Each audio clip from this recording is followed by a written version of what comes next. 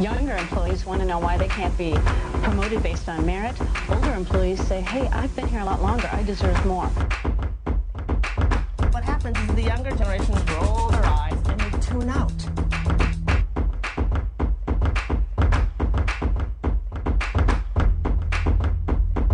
What if you've been hiring millennials? They won't stick around.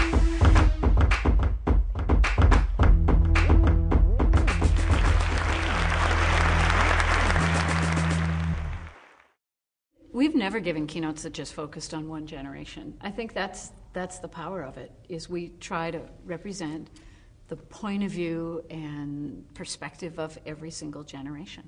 In our national survey, we asked people, who's the toughest generation to work with?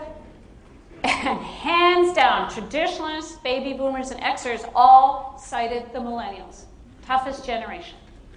What made it worse? Even 25% of the millennials said they thought their generation. This is sad. I hadn't heard the term millennials. Tell me about these individuals and their entrance into the workplace, because they're rapidly joining the workforce. How is that going to create a culture clash? Well, these are the children of the baby boomers, large generation, 76 million with the rate of immigration will probably even surpass the boomers in size, but very different. Unique events and conditions that shape them. And one thing we're finding is they're entering the workforce and they really want jobs that have meaning. They're growing up in a much scarier world. They have parents who are burnt out telling them, make sure you do something that's important to you. So the pressure is really on corporate America to explain how these entry-level jobs make a difference in the world. So organizations can have a baby boomer come speak, a Generation Xer come speak, a millennial come speak, or they can have a combination, the two authors, a boomer and an Xer, or maybe one of us with the millennials. There's topics and there's things that I just can't say at 28, that when they come from you as a boomer resonates with that C-level executive. They get it. I can't say it. And there's things that you could say that aren't going to impact the millennial the same way as if I say it as a colleague of theirs, where it's like, you know what, guys, we really do need to grow up on some of this stuff. But the combination of a boomer boss and a millennial employee or a Gen X manager playing out on stage in front of them, everyone can relate to that. Just last week he posted, I think it was on a Wednesday, your post was, I'm so bored at work today. Forgot we were friends. Okay, Lynn. How's that Rolodex working out for you? You know, if you want to network with Lynn, just make sure you hand her your business card. She'll have her assistant, when she gets back to California, probably tomorrow or Wednesday, call and schedule an appointment to connect. It's very easy for anyone to get on stage and tell a bunch of generational stories, but not everyone's got the research that we've got.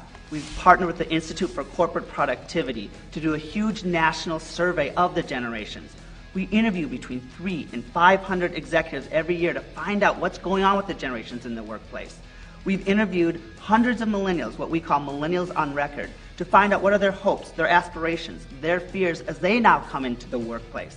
And best of all, having 12 years under our belt, we have got best and next practices from industries that have been grappling with this, ranging from the IRS down to MTV. In a national survey we did, 65% of respondents said generational gaps are making it difficult to get the job done. For which generation was the ability to have fun at work the most important thing? Definitely a lot of yellow. Most of you are voting for millennials. We need you to know that actually 98% of all respondents voted having fun at work being an important piece of their work environment. I think we take customizing to a deeper level than a lot of folks are going to see. We interview people who are going to be in the audience. We look at websites. We take a look at the data they provide us so we can interpret it from a generational point of view. We get to know their issues. We think hard about what are your goals? Are you trying to recruit differently? Is your turnover too high? Are you getting poor employee engagement scores? They also love adding an element of fun. We bring in multimedia. We show film clips, TV clips, advertising to really showcase what we're talking about and bring it to life. We were out there before a speech. I'll be running around with my flip cam, interviewing people prior to a presentation, be able to get that uploaded into a speech.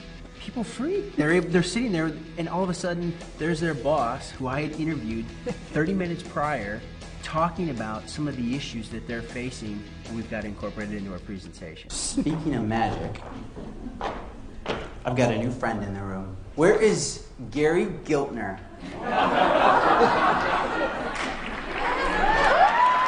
Clients say to us all the time, we've heard about generations. What we don't know is what we're supposed to do. And we take pride in figuring out what the bottom line issues are, how you quantify them, what does that cost when you have generation gaps, and then what are people supposed to do about it to make a difference when they go back to work.